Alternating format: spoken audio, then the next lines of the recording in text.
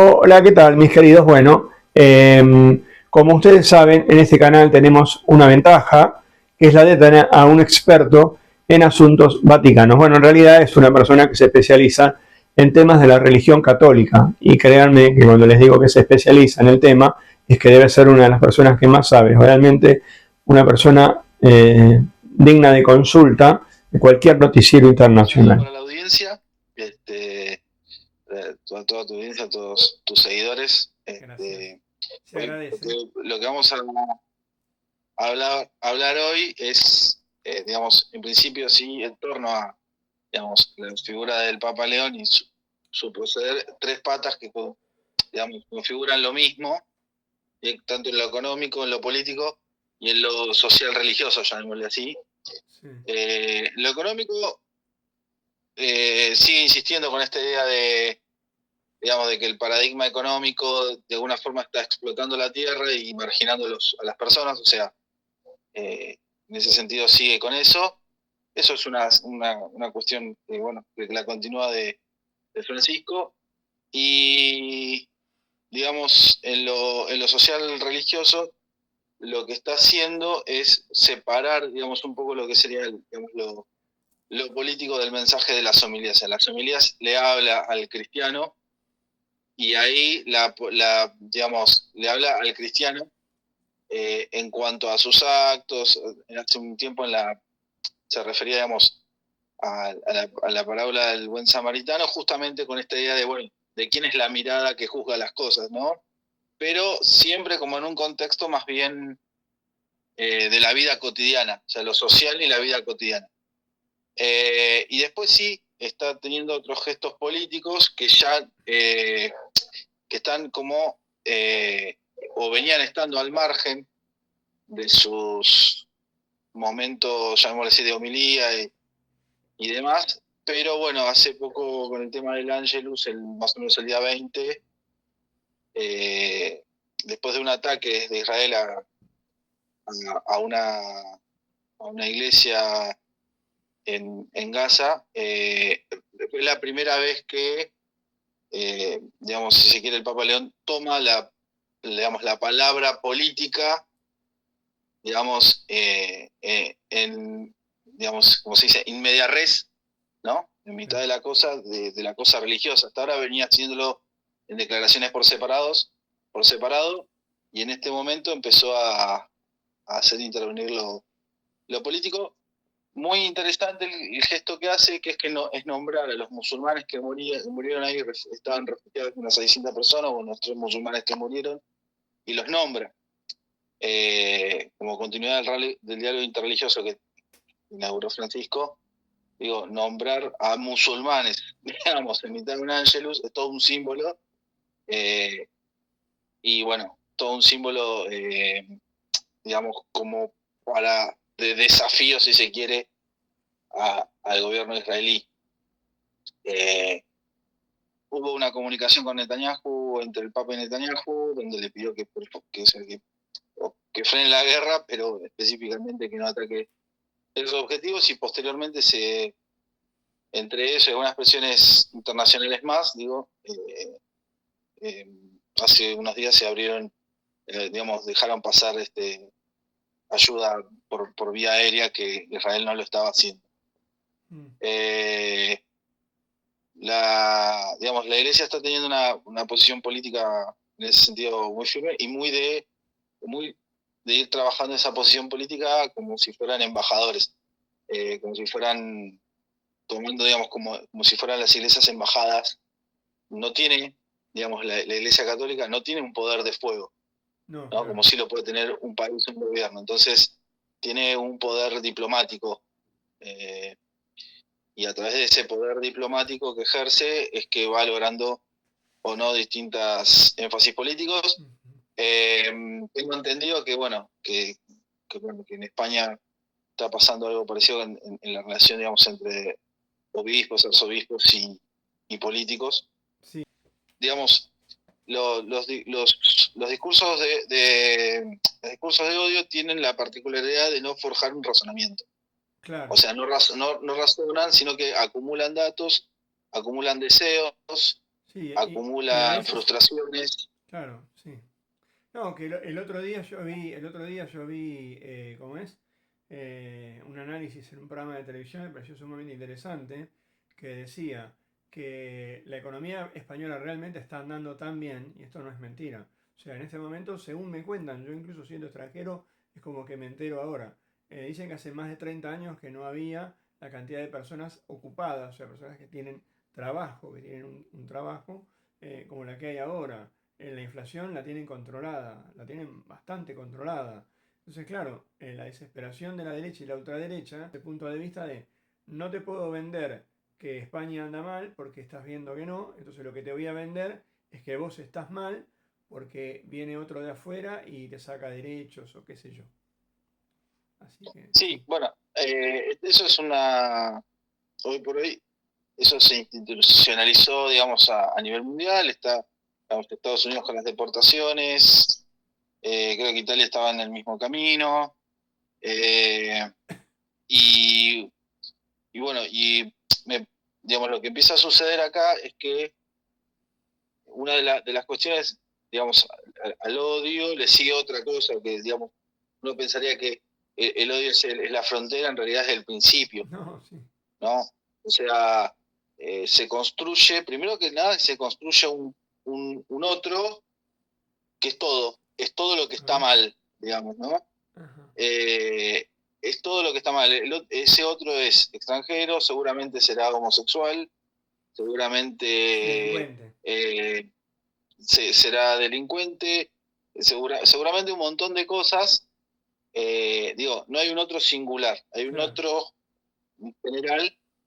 eh, y, y lo que hace es, bueno, justamente entender, lo que decía recién, no hay, no hay razonamientos, hay como simplificaciones de deseos, y esto uno podría decir, bueno, hay una diferencia, si se quiere, en la guerra de Ucrania y la guerra Sí. digamos, y la guerra de Israel, Israel-Palestina, digamos, ¿no? Sí, sí, sí, sí. ¿Por qué?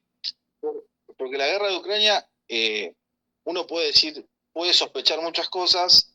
Putin dijo, mirá, la cosa era que hasta acá llegaba. No llegaste, te corriste 10 metros, yo me corro 10 metros más. O sea, Sí. eh, entonces por ese motivo hago la guerra. En cambio, por ese razonamiento, por esa causa. Sí, sí. En cambio, digamos, el ataque al pueblo palestino es un ataque que está cargado, digamos, de deseos, de frustraciones, no hay un argumento, hay motivos, una colección de motivos. Sí. Y lo mismo pasa con los extranjeros, hay una colección de motivos, Claro, claro. ¿no? Pero no hay un razonamiento, no hay una prueba, no hay una demostración fehaciente. No, no. Porque si vamos al caso, si queremos pensar idealmente un país en el cual, digamos, solo sean nacidos de ese país, igual seguiría faltando gente para trabajar.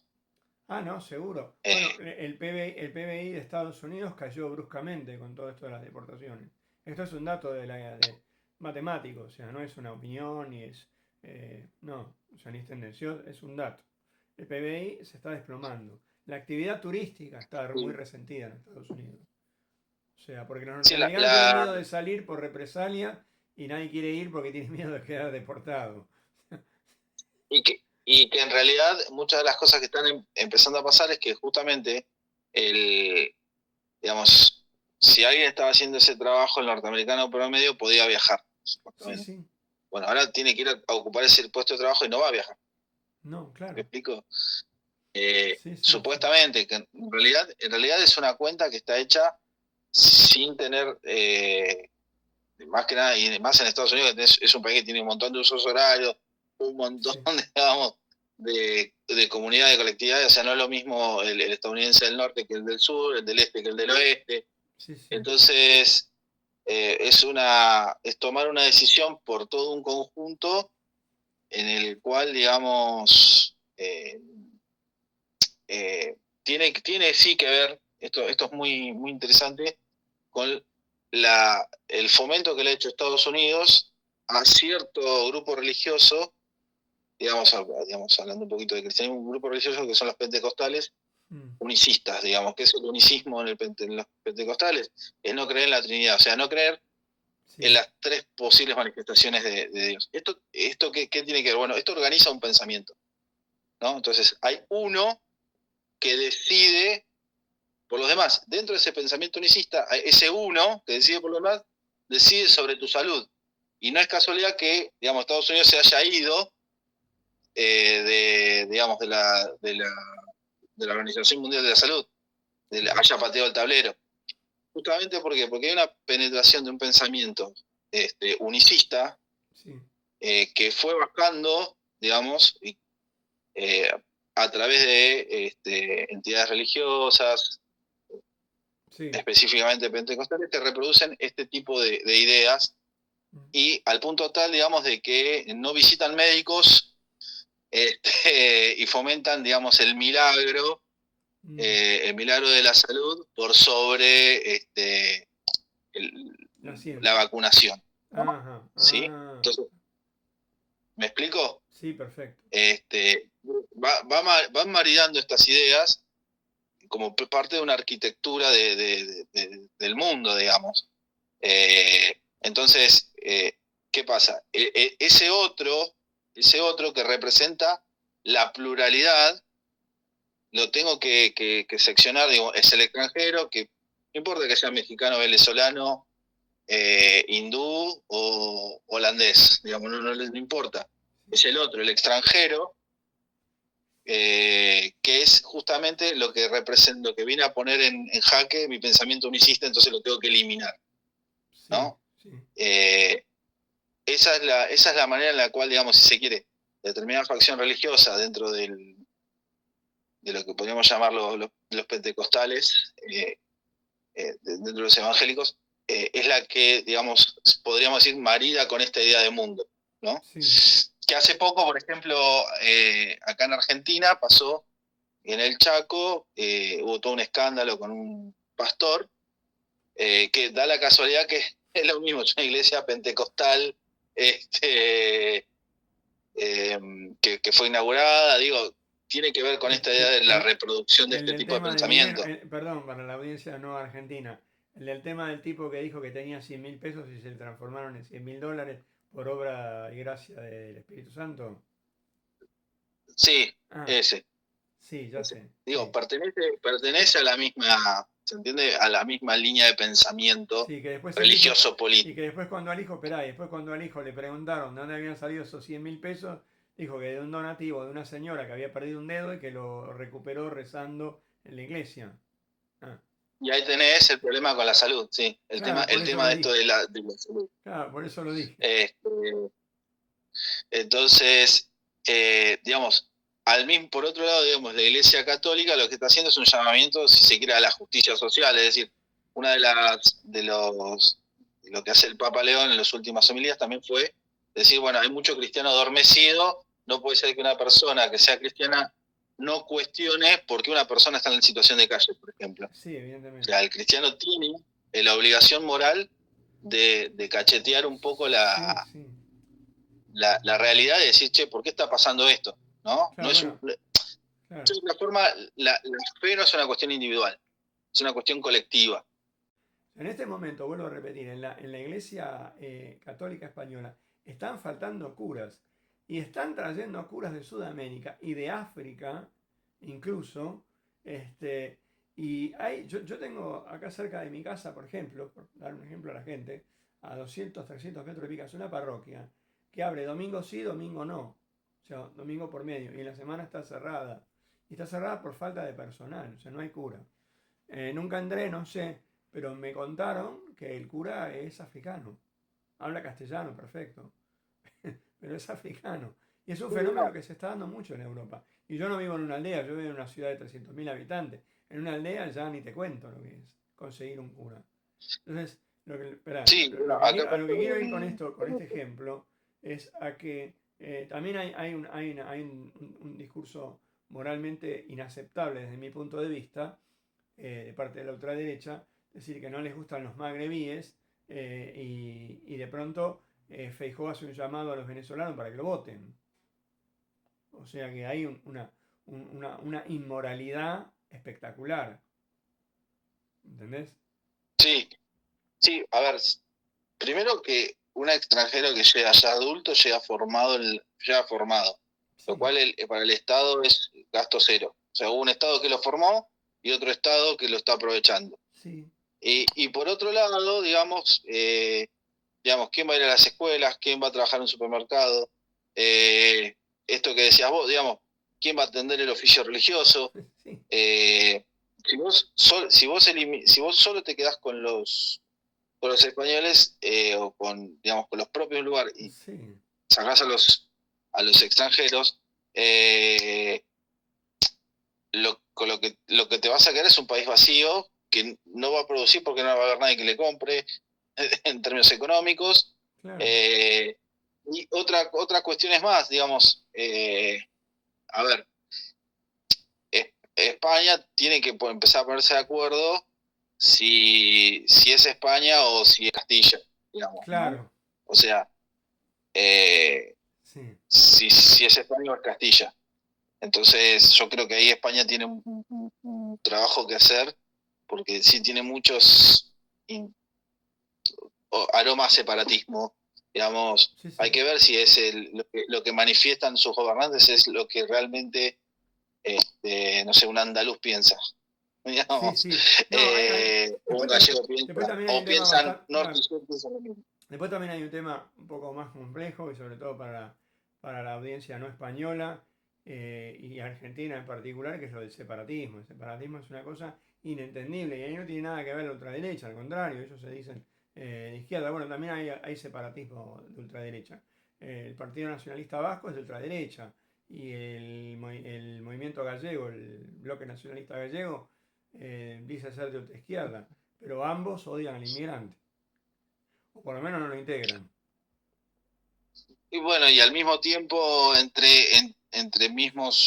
las mismas unidades, digamos, culturales, si se quiere, de España, habría que ver si es lo mismo, por ejemplo, para un vasco, un venezolano que un gallego. ¿Es tan extranjero uno como el otro? Sí. Habría que preguntarlo. No, ya te lo voy contestando, es así. Para un nacionalista acá, entendamos por nacionalista separatista, es tan extranjero un venezolano como un argentino, o sea, cualquier cosa que no hable gallego y no sea gallego y no huela a gallego, hablando mal y pronto, o sea, que no tenga características, o vascas, o catalanas. Los catalanes igual, Los catalanes te dicen, bueno, vos tenés que hablar catalán, pensar en catalán y olvidarte de todo tu acervo anterior, que eso es lo jodido, porque incluso es muy violento que vengan y digan, no, vos te tenés que olvidar de todo lo que fuiste y ahora tenés que empezar de cero a pensar y hablar en determinado idioma, llámese gallego, vasco o catalán. Eso es una locura. O sea, nadie podría proponerse una aventura así. ¿Dónde está el límite entre, digamos, la defensa de la cultura, digamos, ancestral, llamémosle así, y dónde está, digamos, el inicio de lo que podemos llamar una nación, un país, un estado que exceda, digamos, esa pequeña unidad cultural? Bueno, me parece que España, antes que el odio, digamos, el odio al inmigrante sudamericano afuera, sí, o de Europa del Este, o tiene un germen anterior que es el odio de otra comunidad autónoma o de otra región, ¿no? Entonces ahí está un poquito el huevo de la serpiente. Lo que pasa es que España nunca terminó de digerir bien dejar de ser imperio. Eso yo lo voy a decir hasta el día que me muera, porque tenía la teoría cuando llegué acá y lo comprobé acá. España no termina de definirse como país. Alemania hace rato que enterró el imperialismo. Incluso Inglaterra, que fue el más imperialista de todos, ya enterró hace rato el imperialismo. Ya le hizo el velatorio, la misa del cuerpo presente y lo enterró. El español no, el español todavía está con que era mejor antaño. Bueno, ¿cuán antaño? Porque como todo el mundo tuvo épocas mejores y peores España. O sea, ¿se entiende? Sí. Bueno, muy interesante el análisis que acabamos de hacer con nuestro especialista en religión y estas cuestiones, ¿sí? A quien le agradecemos mucho y le mandamos un saludo. Bueno, esto ha sido todo desde Hago Periodismo, el canal al que te tenés que suscribir ya mismo.